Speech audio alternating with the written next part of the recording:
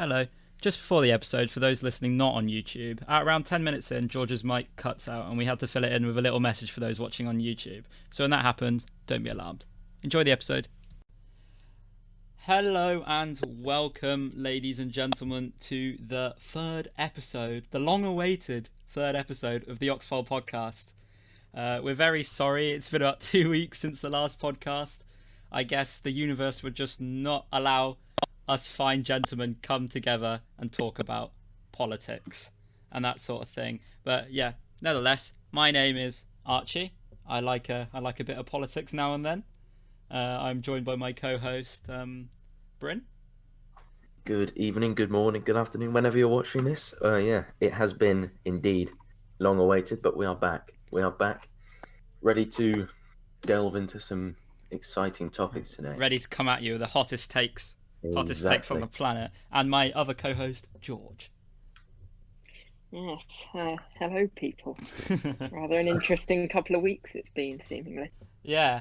It has been, for me, like, I thought it was a bit of a slow news week, and then like loads of stuff came to mind, and it's no longer a slow news week. It all came quite quick, really. Anyway, how are we? Are we doing well? We are all right, I feel. Yeah, we are. We're doing pretty good. Haven't done much recently. I've just, been waiting to, I've just been waiting for this. This is it, the moment. Yeah, this is the only thing I have going in my life currently. Yeah, same. Yeah, anyway, we'll delve straight into the first topic. George, would you like to give some exposition? Right then. So our first topic today will be Wiley's anti-Semitic tweets. Now, I can't see this ending too well, because there are a lot of them and they're all pretty bad. All right, why don't you let's hear some examples. Come with them quick fire. Right, wait a second. I've got a couple in my camera roll, and then I'll have to find some. Yeah, he was just fishing about. There was the he doesn't care about Hitler. That was an interesting one. Yeah. I don't really know the context behind that. Then he said, rednecks are the KKK and Jewish people are the law. Work that out. Wait a sec. I've got to go quite a way back now. This is the guy that has the MBE, right? Yep, he's got an MBE. I think that should be stripped rather quickly. Brilliant. Good to hear. We're giving them to the right people. I feel as though he deserves that. Yeah. Right. So is the MBE given straight from the is the MBE given straight from the monarchy? Yeah, I think it's the Queen that gives that one. Oh, well, not surprised. Monarchy making stupid decisions. Yeah, we will actually get onto that a bit later on. Yeah, the monarchy is a touchy subject between us. Yeah. Anyway, carry on. So he's likened the Jews to the KKK. Oh, brilliant! That's rather a. What? And then he's. What a lovely fella. Made. Yes, indeed. Yes, it's pretty bad. And then he's put, Jewish people, you make me sick, and I will not budge. Hold this corn, which basically means I will not budge to kill you. Yeah. Huh. Well, and then. I mean. We have. Go on. Yeah, I was just saying, there's not much disagreement in here, is there? I mean, that's just we're awful. We're just all agreeing. Why is he saying this? This whole, sentiment of Jewish people controlling the world that I hear all these, crypto anti-Semites talking about is horrendous. It's awful. It's idiocy. It's plain idiocy. It's absolutely ridiculous. Just a lack of intelligence. Do they understand basic history to any level? It's unbelievable. They just read what they want to read, hear what they want to hear, and not actually observe the facts. Bit of context for this. He was a big Jeremy Corbyn fan in 2019. He's had a few back and forth. But being a fan of Jeremy Corbyn does not make you an anti-Semite. No. I'm going on to that, right? I think there are too many people perpetuating this myth that Jeremy Corbyn is an anti-Semite. It's absolutely ridiculous. I don't believe he is one, but he's said and done a few interesting things in his career. That's all I'll say. I don't know. It's this idea I that don't believe he's criticizing anti-Semite. it's the idea that criticizing Israel is somehow anti-Semitic. I think it's less the criticisms of Israel and more the laying wreaths at the graves of terrorists. That was more Yes, the one that but got to me. we'll talk about that another time, I think. Yeah, well, we could even save that for the. Oh, hang on a minute. No, I won't mention that. Sorry, that's strictly in a vault lock key. That will be A special surprise. a special surprise. Yeah, sorry about that. You'll have to wait and see over the next few days. Yeah. About what we're talking about, because it will be quite exciting, I'm sure. But yeah, that's what Wiley said. Just plain wrong. Just absolutely plain wrong.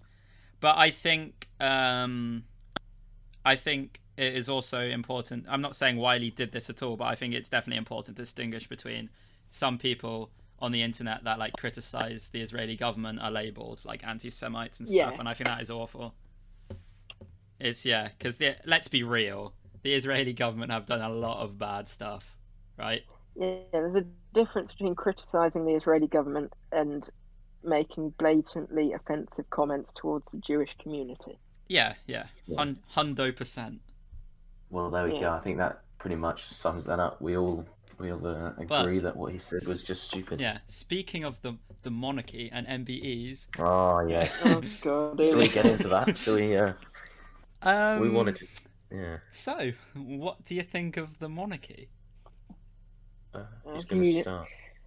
I'll start with this because, as we recently discovered, I am in fact a constitutional monarchist. Yes. And so I'm rather a fan of the monarchy. And would you care to explain why? I feel as though it's... I don't think absolute monarchy is necessarily a good idea. That gives too much power to one person. But I think a constitutional monarchy with some restrictions in place can be quite a good thing, as it sort of enables more power and gives the head the opportunity to make instant decisions. I don't know. I rather like the idea of a monarchy. But what I would say to get out of the way, I do not like the monarchy. But why would you, for our monarchy, obviously, like, technically the Queen can have the power. She doesn't. She can't anymore. She can't actually abuse it. No, she's not. Technically, I don't know. I'm not too sure. I thought she could, but like a monarchy where you can have power, is that right? Because is the person entitled to that position? I don't think the Queen is entitled to being the Queen. She was just born into that family, exactly, and she's just grown up as an extremely wealthy person. It's to me, it's horrendous that 1 in 3 children in the UK are living in poverty, yet someone could be born into that position. It's absolutely. I think as our society have got past these hereditary kind of positions of power. I think we've moved past that, but it's a very old way of kind of working, isn't it? And I think it's not. Yeah, it's not progressive enough. Just by principle of a democracy, it's like just by principle you cannot have a monarchy within a democracy. That's just not how it works. No, of course. And I kind of see it as embarrassing to our country's reflection. It is embarrassing. It's like I very much no matter disagree. what we say about other people's democracies, we still have a queen. Yeah, I know, but she's got no power. She can't do anything. All she does is hand out awards. Okay, so get rid of her then. Get rid of her then. Yeah, why are they there? Why do we pay our taxpayers' money into it? I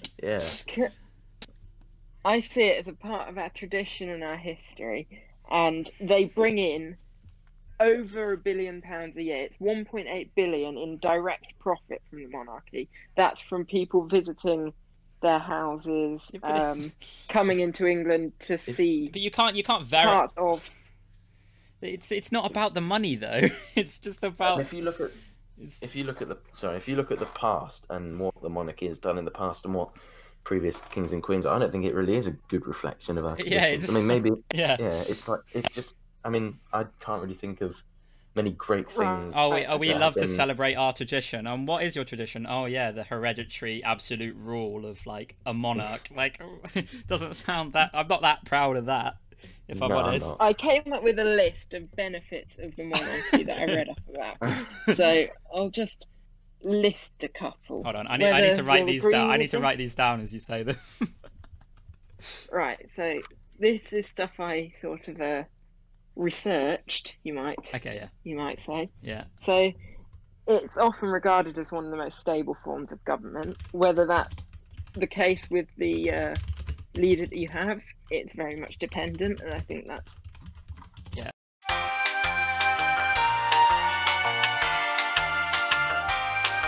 So, where did I lift off from? So Reduces levels of political divide, and it offers for a more stable form of government. It often rules from a more centrist approach, but it does run the risk of a dictatorship. Then we've got it can reduce or eliminate corruption within the boundaries of a monarchy. There are opportunities to refresh the government, since most monarchies take the constitutional approach to our. There is an incentive to stay engaged with the population and the needs within the country. They're trained from birth to become leaders, so it's a more. it's debatable nowadays. They're introduced into the role from a very young age, and it offers more stability and more a known quantity. Fewer transfers of power, whether you see that as a good thing, I don't know. And works to support a nation's cultural identity. And we've had this argument, and I don't think we'll agree on that. Okay, so I have a couple problems with that list. Fair enough. The main problem is that it seems to just be advocating for just an absolute monarchy, and that being the most stable form of government. I mean, yeah, of course, one entire ruler is the most stable form of government. I mean, obviously, but is it the kind of government we want? No. Is it the best government? Absolutely not, because why do you want? That's essentially a dictatorship. That is a isn't it? dictatorship, and also it doesn't eliminate corruption, because do you know what sounds like corruption to me? Having all the power and then having all the power and then giving your power to your children. I mean, that sounds pretty corrupt to me. I mean, I don't know. And especially when the monarchy is funding people like Prince Andrew, right? Oh, yeah. Yeah, I can understand that. Yeah, I can understand where you come from with that. So I read something in the previous one. Silence. Sorry, I'm trying to find it. I can talk about one of the other points while you're finding it if you want. Yeah, that's fine. Yeah. And so, like, another problem I had was like them being grown up to be leaders. It's like, well, what defines what a good leader is? Like, to me, a good leader is not someone who isn't democratically elected. No, they might grow up to lead, but yeah, is it the leadership we want? No, because we haven't chosen that. It's the leadership that we choose, that we want, that people want, not the leadership that they've just brought up, and it's just not right. And also, the Queen does have power. She has the power to sign international. Very minimal. She has the power to sign international treaties and send troops abroad, and even just by the fact that that person has that power, no matter how minimal it is, it's still wrong to me. I don't see that as a danger, especially considering the monarchy that we have in this country. I see that as incredibly, like, I can't see as though they would actually do anything with that power. To me, that's not the point. It's the fact that they still have the power. I don't see that as a problem. It's a principle thing to me. I just don't think that person should have that power, regardless of whether they're going to use it or not. I just don't think it's okay for them to have it, in my opinion. That's fair enough. I mean, I can see this as being a fundamental disagreement. And like the thing about I can offer up some culture as well. There's it's a cop-out argument, because republics all around the world also have culture and also have values. Like, you go to France, it's not like they have no culture, they have no French heritage at all. But they don't have a monarchy. Like, what? I don't get it. But I think it offers a more. It stabilizes our culture and pushes it as a more central part of our country. Yeah, but like, what aspects of the culture? What aspects of the culture? Because my culture doesn't involve history. my culture doesn't involve field like bankrolling paedophiles, but that's what the monarchy does. Like, George, I get what you mean in the sense that the monarchy definitely does have. I'm not saying I personally like it, but it does have a sense of culture to a lot of people. At the end of the day, it does attract a lot of tourism and a lot of kind of praise, but it's just not right because it's just I just don't think we should have it really because it's not really fair, is it? Our country would be fundamentally different if we hadn't had a monarchy at some point. Like we'd be living in. Yeah, I reckon because we've been ruled by a monarchy for so long throughout our history. I see it as an integral part of our country. Well, you should always really move away from old ways of. Yeah, I think it's a barbaric principle that we must make away with. Yeah. But definitely. So yeah, I'll just read this out to you and see what you think. Okay. Yeah. So it says, since most monarchies take a constitutional approach, there's an incentive to stay engaged with the population and the needs of the country. And then it says, if bureaucrats can secure themselves into a long-term status of service, then there is no longer an urge to stay actively involved with their communities because of the structure of this monarchy. Because of the structure of this, there are occasions to alter who gets to participate in the government. This allows for fresh viewpoints on different commissions, updated community representation, and better communication. I think the best way to refresh the government is through a democratic vote. That's the only way. Yeah, not through the monarchy meddling with it. And either way, if there's one example of bureaucrats, not bureaucrats, if there's one example of a person solidifying their political power and not having to engage with the population, I mean, there's a big one, and it's called most of the members of the monarchy. To me, I disagree because I feel like if you have a sole power, they'll want to stay in that position and stay liked by their country. So they'll have to be. But they don't. But they don't have to at all.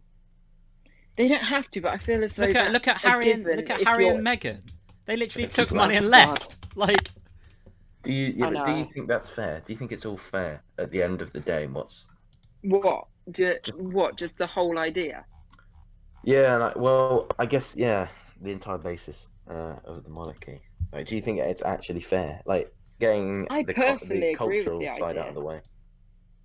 I personally like the idea of having one stable form of power in government, but that's just I can't see if they will ever agree on that. I just think that's a more stable and it sort of enhances your power in a way. I don't know. I can't really pinpoint it, but I feel as though it's a better way to go. It does get people, some people around. It does get some influence around the world, but I just don't think it's right. No, me neither. Fair enough. I didn't think we'd agree on this. Yeah, it's a fundamental disagreement, I suppose. Oh, I guess so. We'll have to leave it there. Sorry, everybody. Speaking of dictatorships, though, let's talk about another form of dictatorship, which is fascism. And do you know who I think is a fascist? Let's have a guess. Well, the Kim Jong-un. Yeah, close. Is it, or could it be? I don't know actually. Well, one other person that springs to mind is a man, quite an old man now. He came into office November 2016. He the name of this glorious man? It's Donald J. Trump. Indeed it is. Hands together for the big man. A round of applause for Donald. For big old Donald, right? Yeah, he's a fascist. Full stop. I disagree. I 100% disagree. Okay. I could not agree less. Do you want me to start or you to start? Let's say why George disagrees. Okay, yeah. Go ahead. And then we can. He's a democratically elected candidate, and he'll be removed from office this year, most likely. And I don't feel as though anything he's done indicates to a genuine fascist society. I don't think a couple of stupid ideas means he's a fascist, or it is a fascist society in America. I've always seen it as he might have been democratically elected, yes, but if he lived somewhere, or it wasn't a democratic country, let's say, and he was in charge, I just think he would be fascist. Like, look at what he's done. Yeah. He's imposed all these different laws. Okay. He's imposed all this different kind of force with the police, with the army, and he's even trying to delay the election. I know he's said, "Oh, it's because COVID-19 poses a threat, and there's going to be fraud." And the US Postal Service. Oh my god. Okay. It's not. Yeah. So it's just because. Yeah. I have a yeah. So fascism as like an ideology is extremely fluid, right? So there's no broad kind of definition of what fascism is. So like I can look up the definition now if you want. And so it is fascism as a form of far-right authoritarian ultranationalism characterized by dictatorial passion, suppression of opposition, as well as strong regimentation of society and the economy. Right. So firstly, just because he was democratically elected does not mean he's not a fascist. I don't like drawing similarities, but Hitler was democratically elected, right? Yeah, fair. Yeah. I mean, yeah. Fascism to me is less of like a strict ideology and more of like a way in which people gain power, right? So back in Nazi Germany and fascist Italy, right? They gained Hitler gained power by pretending to be for the people. The Nazi Party was called the National Socialist Party of Germany. Hitler was not a socialist in any way. Hitler called himself a social democrat, right? But he got it, right? Let's go over to Trump, right? Trump, right, throughout his history was a Democrat, and then a Republican, and then an independent, and then a reformist, and then a Democrat, and then a Republican, and then an independent, and now a Republican. To me, it seems like he's just trying to get in power, okay? Right, that's my first point, right? In his campaign, it's pretty obvious that his main campaign points was like feelings of national decline, right? Feelings that it's all gone bad, right? Whether that is because of whether that's because of him saying that, oh, these outsiders are coming in and, in his word, invading or infesting the country, right? Or just the general hatred that he poses, like that he puts against the left. He wants to like reignite national vigor, and that is very, very like characteristic. That is a very common characteristic of fascists. It's almost like he has it in his motto, "Make America Great Again," right? He's also like a super nationalist, right? Like a chauvinist, in fact, and constantly touts the superiority of the US over other, in his words, shithole countries, right? He always goes on. It's like ultra devotion to one's country, such as punishing NFL players for kneeling during the national anthem and calling them traitors and saying they shouldn't live in the country, which is, again, what happened in Nazi Germany. A bunch of teams didn't want to do the Nazi salute, right? So they said that they were like banned, they were punished, right? And then we can go further than that and actually look at his like decisions that he's made. So like the Portland police kidnappings, right? So the forceful abductions of protesters on the streets and being put into unmarked vans just because they're like, I don't know, whatever, because him labeling Antifa as a terrorist organization. But in that bill, Ted Cruz, the guy who wrote it, brilliant man, used the word Antifa and left-wing activism interchangeably, right? So anyone that is like supporting left-wing activism is now a terrorist and can be shoved into these unmarked vans. To me, that's forceful suppression of opposition. But yeah, there's more, but I think that's some of the main reasons. How is it? Well, you've pretty Right, much let me just said what I wanted to say. Yeah. preface this by saying I have experience with fascism, so to speak. I've You were once one. been rather interested in the ideology, and I can see some of the benefits it poses, and I have been rather fond of it in the past. And from that position, I do not think that he is a fascist. I do not agree that he's genuinely, I don't know how to put this. I just don't think he genuinely wants to push forward a ultra nationalist, ultra sort of isolationist almost society. I don't think I just don't agree. I definitely think he is, and I think fascism comes in stages, and I think this is I think this is the early form of fascism. So like uniting your people against enemies, like outsiders, like trying to take over the country, as he says. I think that is very, very characteristic of like an early fascist. It is. It's a bit like with obviously this far more well, it's both are severe, but like with Hitler and the Jewish community, when like such as Kristallnacht and other events where he was, he slowly turned his country, or at least tried to get his country to turn against them, and it's effectively what Trump's trying to do with Antifa and radical left wing, as he said, just like people from other, like immigrants and that kind of thing. Yeah, and I think fascism is very, very dependent of what country you're in. So Italian fascism was different to German fascism, and I think this is American fascism.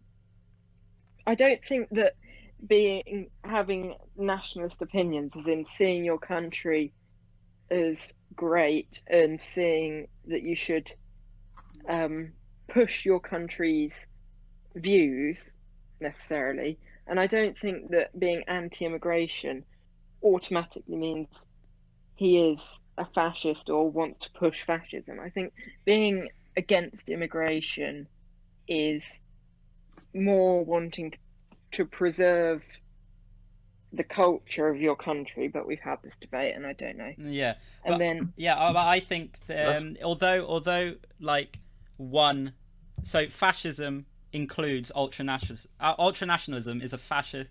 Oh, God's sake! Ultranationalism is a facet of fascism, but just because you're ultranationalist doesn't mean you're fascist, right? But I don't think he is ultra. Okay, well, nationalism then. Nationalism is a facet of fascism, right? But yeah, let's say if Trump was just a nationalist, yeah, I'd be fine with that. I wouldn't say he's a fascist. But there's more things than just him being nationalist that points to him being a fascist. Actually a fan of Trump. I just don't see him as being as bad as people say. That's all. I'll just add that. The only reason I see him as technically not being viewed as a fascist, you might not see him as a fascist, is because he can't. Like, if you look at what he did the other week when he talked about trying to delay the election, and several Congress people opposed that because it's not really part of the Constitution. It's not really how that country works. I mean, carry on, sorry. Well, that's basically it. It's just, I think in an ideal world, he's just got those qualities. He just, like Archie said, he's dividing his country. He's turning his people against certain groups. He's blocking out certain communities that he has a personal disliking to, and it is the qualities of a fascist government, really. The main reason I'd argue that he isn't a fascist is because he's not trying to push a Sorry, say that again. You cut very out. structured. You cut out there, George. The reason I don't think he is a fascist is because he's not trying to push a very structured and regimented society. He's not trying to introduce a very. I don't see him as being extremely authoritarian. Okay, I kind of disagree on the authoritarian a tiny bit, but I would say that's why fascism, because fascism is such like a broad ideology. I would say that's American fascism. I would say the American fascism includes like the idea of nationalism and the oppression of other people and turning against other people, but maybe not regimented society, like regimented lifestyles and that kind of thing. I feel like that's like one thing that's different about American fascism to, let's say, German fascism or Italian fascism or English fascism.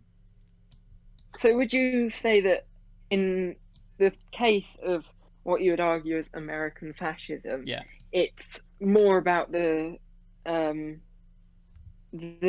nationalist and anti-immigration side than the regimented authoritarian style of citizenship in a country? Yeah, okay, so I would say that's one of the main facets, but I wouldn't say that's the only thing. Right. Yeah. Yeah. But yeah. And yeah, funnily enough, I would not be surprised myself come January 2021 if Trump is still in power, if he loses the election. I will not be surprised. But I think he will. I think from what he's been saying about postal elections, I will really not be surprised if he like says that the thing is fraudulent and doesn't give up power. And I will also not be surprised if he levies the military. I saw something, and it's like, so if he hasn't given up power by a certain day, then I think it's Nancy Pelosi, as her role automatically comes into power. Whether that's what would happen, I don't know, but that's how it works. If he were to try and pause the election, she would automatically come into power at a certain point. But I think what happens if he levies the military or something like that? I can't see him doing that. He's not that kind of guy. I don't think he's that bad. If you asked me like 3 years ago, then I would have said I can't see him doing that. But now I feel like there is a certain likelihood that something like that will happen. It has been he has been showing those signs slowly over his term. So it's definitely potential. Just like the thing in Portland is a perfect example of him levying the military against people that he doesn't like, or what happened in Lafayette Square in Washington. Yeah, I was just about to mention that. Yeah, I feel like, but I guess we shall see. It will be not exciting. Exciting is the wrong word because I'm not going to get excited about people suffering, but intriguing, I guess. Like interesting to see what happens. Yeah. Interesting, yeah. Not intriguing in the fact, but interesting, yeah. But shall we move on? Yeah, I think is it time? Is it time to? I was going to mention one thing before we go into our new special segment, is talk about our favourite UK fascist, Tommy Robinson. Oh, of course. How could I forget? Oh God, here we go. Tommy Robinson, the man throughout his political career has touted how much he hates refugees, how much they should get out of our country. UK is only for the British. And if you don't speak the language, you shouldn't live here. Well, guess what? Guess what this man has done? Tommy Robinson has become the refugee.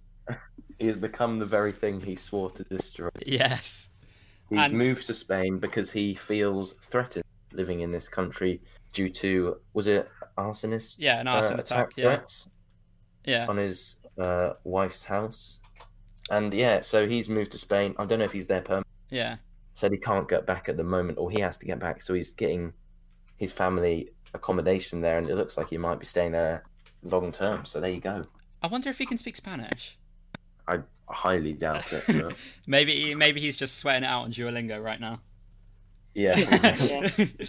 But it's just so incredibly ironic, and it highlights the stupidity of these people like him It's unbelievable. And in Right. fact, kind of, I wouldn't say funny, but it is definitely ironic. I It just is wanted quite to say right now that I don't view him as being. I don't think his view of being anti-immigration is very different. I think it's less about the immigration side of things as much as that is a factor, and it's more about he was influenced as a child or as a young man in living in Luton where there was a lot of Islamic extremism, and I think that's more what he's against. That's more what he's pushing But there's an agenda against. But there's lots because of people what that had happened in his yeah. hometown. But there's lots of people that have lived with the fallouts of Islamic extremism, and they've educated themselves and haven't turned into such intolerant people as he is. And I just think it's just so awfully ironic that this is happening. I think that's more just based around his personality and what he's like as a person. I mean, But I think he used to be part of a literal white nationalist party. Like, Yeah, he did used to be part of the English Defence League. well, as yeah, he founded the Set English that Defence up. League and was part of the He was part of the BNP. Yeah. Which has Both been of those. labelled as a neo-Nazi party. It's like, oh my god. And have you seen the supporters of the English Defence? fine gentlemen. Even if, yeah, they are pretty Can I just say respectable people. right now? So he created the EDL as a group against Islamic extremism, and then a racist ideology got pushed in it, and he left in 2010 when that started to become prevalent. I feel like left. I feel like that was only a PR decision. I don't think. Yeah, Oh, I can yeah, see what. definitely. Yeah. He's Yeah, no, he's definitely still in favour of. No, I'm not saying all of it, but he's still definitely in favour of quite a lot of things that were set up by the EDL and quite a lot of things that are still being carried on with them at the moment. He's The way the I stuff see he it- said about refugees invading Europe and all that kind of stuff. It's just he's said so much intolerant, abhorrent stuff. It's like unbelievable. And now The way I see Yeah. it is, as I don't think as a guy he's a terribly great guy. He's just a bit sort of ignorant and a bit. yeah. Anyway, I'm glad we agree on that one. But yes, but I also think that I think his ideology has been pushed by what he's experienced, and I think I've lost track. I think it's less about the anti-immigration side, and it's less about the race, and more simply based on his hatred of extreme Islamist extremists. I think I don't know. Yeah, but I think Yeah. I think he's channeled that hatred in a way that has like pushed for more extreme things and more racist things that have nothing to do with it. Yeah, I agree. Yeah. If he became like a campaigner against extremism, that's like fine. Like that is a Yeah. normal thing. no But one so- likes extremism. Do Yeah, they? that's like the default. But the thing is, he set up something which is literally English Defence League. It's not really to a lot of people. That's probably not inherently clear that he just wants to stop extremism. Yeah. To most people, which is probably true, he just doesn't want refugees in our country, as he would say. And yeah, I don't think that he is just trying to set out to stop extremism, and it definitely hasn't carried over to the people that are supporting his.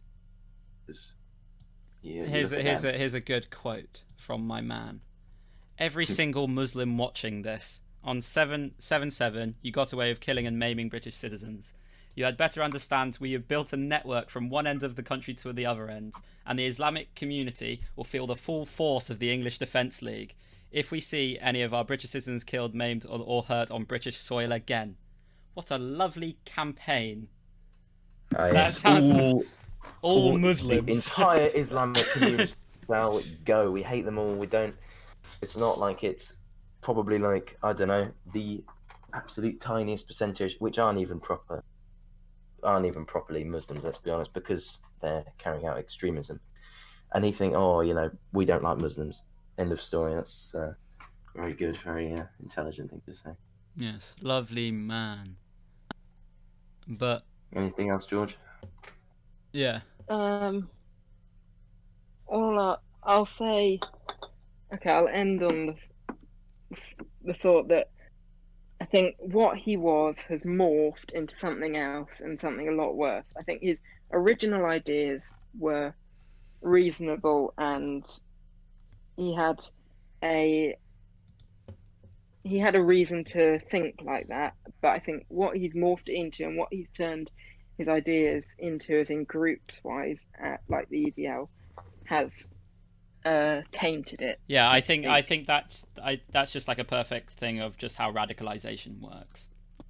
It takes someone that has had like an experience and morphs it into something way worse. Like channels the hatred into a more hateful fashion. But George, do you concede that it is ironic? In a way, yeah. Yeah, okay, good. I'm glad we agree on that. We're happy, we'll end it there. Yeah, anyway. Well, now it's time to segue over to what is a brand new segment of this podcast. The first kind of standalone segment of the podcast. Archie, you kind of came up with this, so yeah.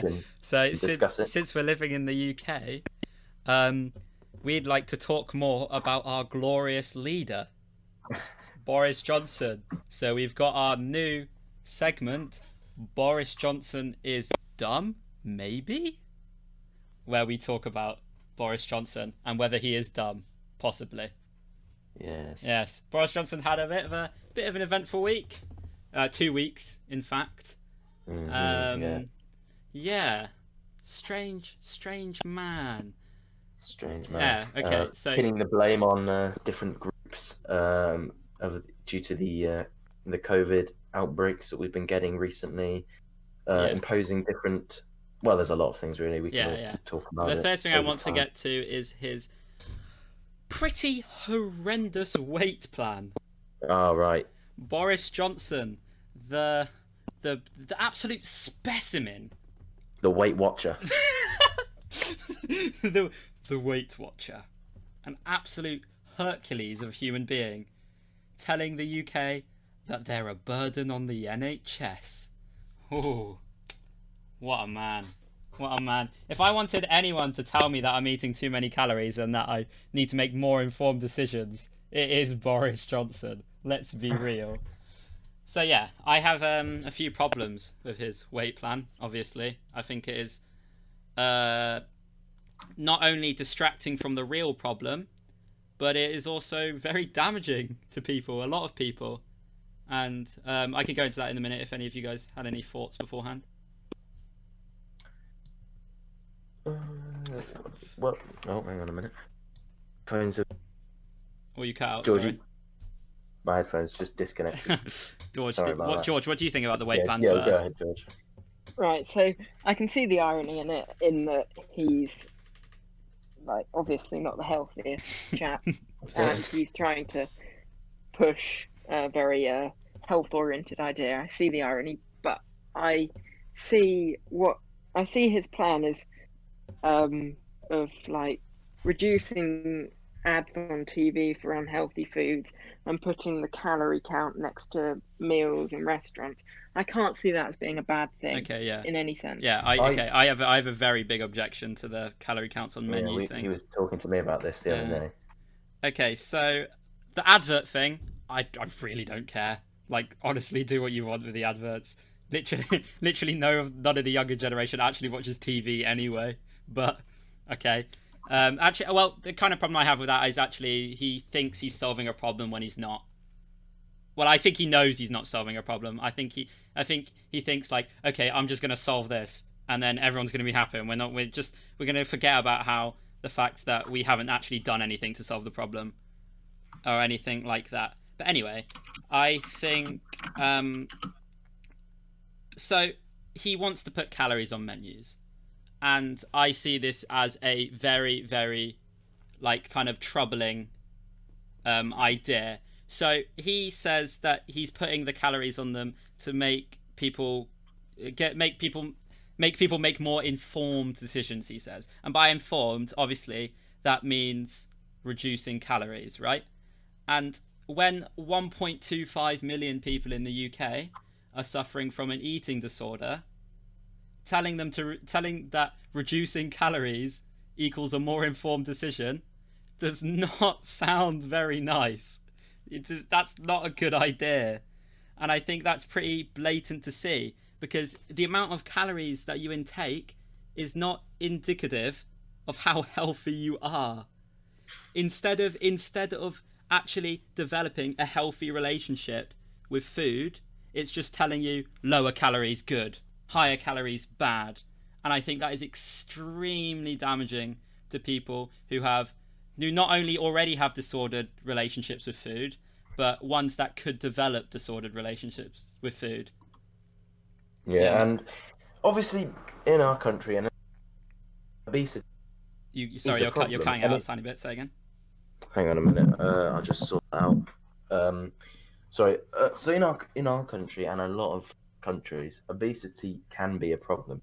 You know, it is associated with an increased risk with insulin resistance. It can lead to disruption in arteries, which can lead to heart problems. But the way he's dealing with tackling overweight, like with people who are overweight, is not really right. It's not effective, and it's damaging.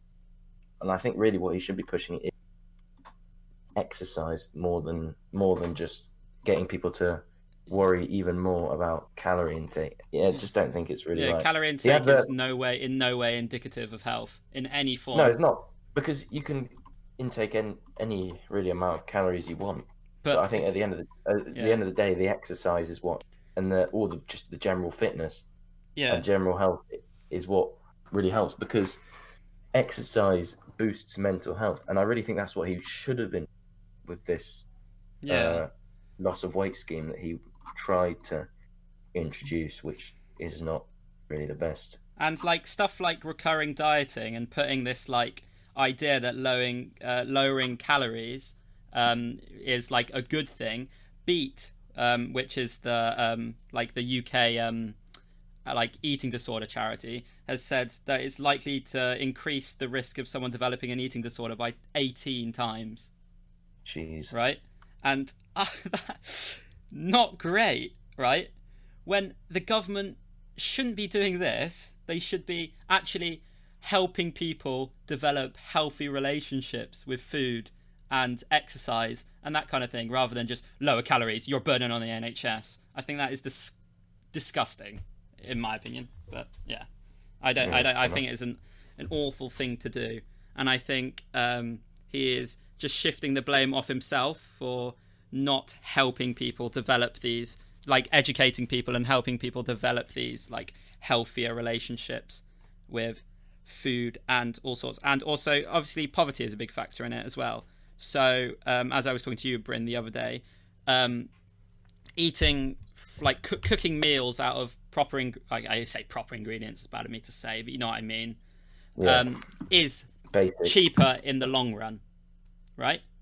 But it's not about whether it's cheap, it's about whether it's convenient. If you are a relatively poor household, you've just come off of working however many hours a day under a completely unfair wage, and then you have kids to look after, you don't want to be spending like an hour prepping and cooking a meal. You want to and stressing over the calories. Yeah, and stressing over the calories within said meals. It's awful. And also, like, just because something is cheaper doesn't mean, so like in poorer communities, stuff like fresh food isn't as available as it is, and he's failed to recognize that. I mean, he probably has recognized that, but he's failed to tackle it, and that is my main problem. Those are my problems encompassed. Right then, George, do you closing statement on that? I don't really have a very strong opinion on this. I think that's fair enough what you've said, and but I'll also say that I do think as much as it might be caused by poverty, a lot of it, you do also get obesity where it's simply just because people love food and they just want to eat and eat and eat. And as much as Yeah. it may not be the majority of the problem, I do think it is a problem in the UK, Yeah. and But it does to me, create. yeah. But that's why. But to me, I said, that's a disordered relationship with food, and that's why I think we need the education, which he is not Yeah. bringing. Yeah. And that's why I said that fitness, you can eat pretty much what you want if you are doing forms of fitness, and that's or exercise, and it boosts mental health, and that's really what And having good relationships with food and with fitness and mental health. And regardless, you can eat whatever you want anyway. You're not a burden on the NHS. Like, yeah, it's true. Full stop. It's just your own health, really, that you should be. Yeah. He went about it not- in the wrong way, but Yeah, I feel No, that I there know. is. I think we all recognise that there is a problem, but he is not tackling the problem. He is distracting the problem, putting the blame on us, when in fact it's his. Well, not his, but the general. It is the Tory party's fault. They've been in power for like 11 years. They should have sorted something out by now, but alas, we're still here. One in third children in poverty and all that. Good. But shall we carry on with Boris? I think there are a few more things to kind of talk about. With I those, wanted to talk about the over 40 UK tax. So people over 40 in the UK, there's a proposed bill. I'm not sure if it's been passed or not. Probably will be because of the Tory majority. That people over 40 should pay more tax in order to fund social care, which I think is ridiculous. My opinion. I mean, I've got a better way to tax people to fund social care. It's called taxing people that earn more. I mean, it's just this is just them desperately trying to avoid something that is very easy. I don't see how you can justify that over taxing people who earn more in any way. You can't really. No, you can't. It's just ridiculous. What do you think, George? I mean, I don't know the specifics of the proposal, but I don't think that just raising taxes in general will necessarily help anything either, because I know I said something about the Laffer curve earlier in the week, and I think that this is a great example of where it might become more prominent. As in, if you were to raise taxes on the highest tax bracket, so that's 40% over £100,000 a year and 45% over £150,000 a year. Mm-hmm. I think considering the wages that these people are on, which is like £6 or £7 grand a month plus, and considering the kind of jobs they have, I think if you were to raise taxes on them specifically anymore, they will simply leave. Considering they're highly skilled workers. I don't think that's true. A lot of people who are earning over 100 grand. You can't just think that amount of people are just going to leave. And at the end of the day, right, a lot of these people like their country. They claim to like their country. So why aren't they willing to pay a bit more tax, which at the end of the day help out their country? Have you seen, George, do you know the tax rates in Scandinavia? Yeah, it's like 50%. Yeah, or something. it's like I'm not sure of the specifics. Yeah, so in Denmark and Sweden, it's over 50%. I don't see all the rich people leaving there. In fact, I see there's probably a lot more rich people in those countries than there are in the UK. I don't see the Laffer curve or whatever it's called influencing that. I feel we can increase, and especially on the hyper wealthy. How much do you propose we increase it by though? Because I'm not sure. I mean, I liked Jeremy Corbyn's idea. He had a good one. I forget the exact specifics, but I forgot. Yeah, no, I need to look this up. But yeah, I think his was good for reference if anyone wants to look that up at home, or if you want to look that up at some point. Disagree with higher tax in general. I just don't like the idea, and I don't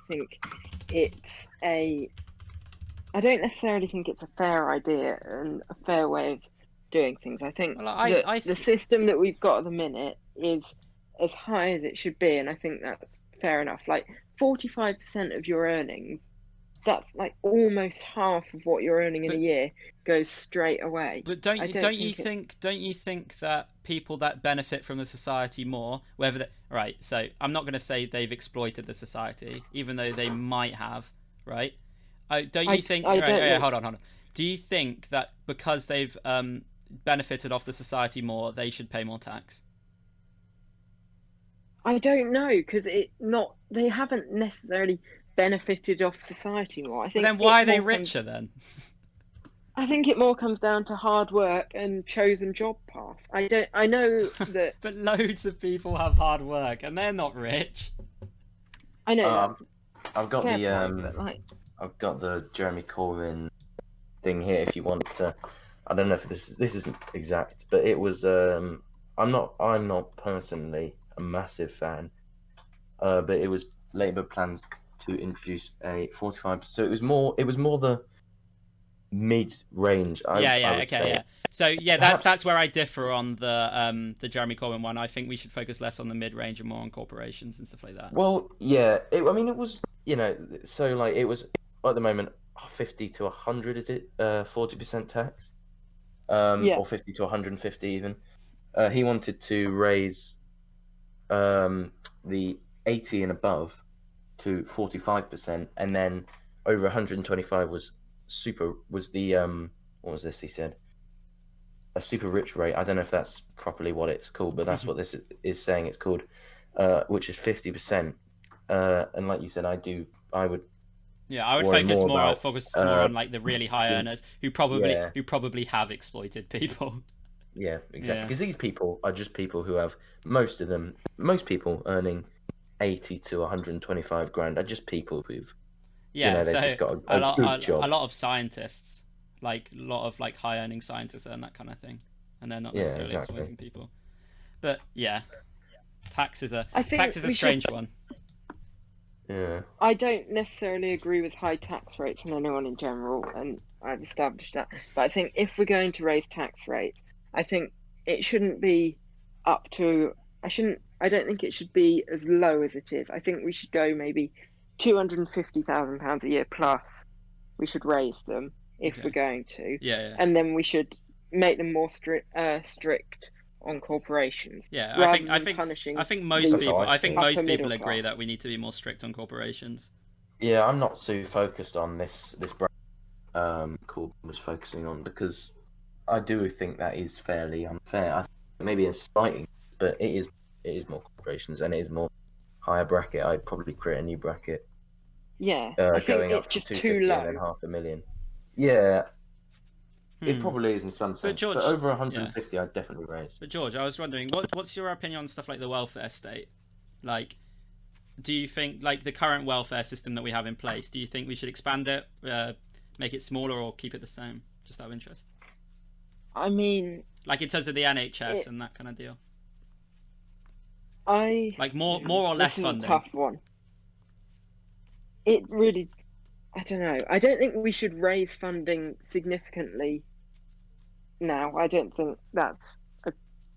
necessarily think that's a good idea, but I think it's less about more funding and more about channeling funding into the right places and using it for the right thing. Yeah, I think we should focus more on where it goes than how much it is. Yeah. Well, yeah, I agree in that sense, but I also think we should increase it.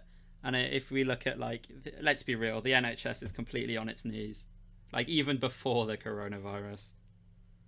And now it's just, I don't get it. And like you look at the state of the mental health system, like CAMS, which is the Child and Adolescent Mental Health Service.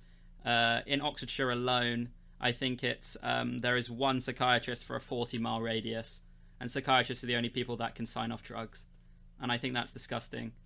It's like an average in this area of like a 9-month waiting time when you go to CAMS, and that is just 9 months. Imagine if you had some sort of mental health problem and you were told to wait 9 months before you received any form of therapy. It's not good. No, it's not good at all. And let's be honest, no one likes taxes. No one, in the ideal world, no one would want taxes. But in a country where we have guaranteed universal basic healthcare and other social services, you need, and you can't get those services without them? And would you rather be paying a bit more tax and have guaranteed free healthcare that runs quite efficiently? Yeah, not just for you, for others as well. Yeah, exactly. Since you're benefiting off the society. Yeah. Yeah. And obviously I believe also in expanding the welfare state and implementing things such as UBI and all that kind of stuff. Which we did indeed talk about last time. Was it? Yes, we did. Good little clash over that last time. Well, did you have any closing statement, George? I'll just say that I don't necessarily agree with raising funding. I just think it should be used differently. Yeah. Okay. Well, boys, we've been talking for like an hour now. Yeah, we've really gone on. We've got. Sometimes you just don't realise. Yeah, we've got through like maybe 5 or 6 topics. Yeah, we've got so many on the list. Right, we've got to transfer some of these over to another episode faux show. We will. But yeah, any closing statements from either of you? Stay tuned. That's all I say to. Yeah, stay tuned. Also, at some point we were going to have some sort of Q&A on the Instagram, probably. Yeah. Oh yeah, I think you did. We should do this soon. Yeah, we should do this soon. So, if you've got any questions, then let us know. If you know anybody that's got any questions for us, then let us know. You can ask them to. You can ask them. So what we're going to do is probably on the story we're going to use those sticker things. But we're probably going to do. So you can either ask it to all of us collectively or us individually. It's just whatever you want. Yes. But yes, thank you everybody for tuning in once again. We will see you soon. Au revoir. Have a good rest of your day. Goodbye.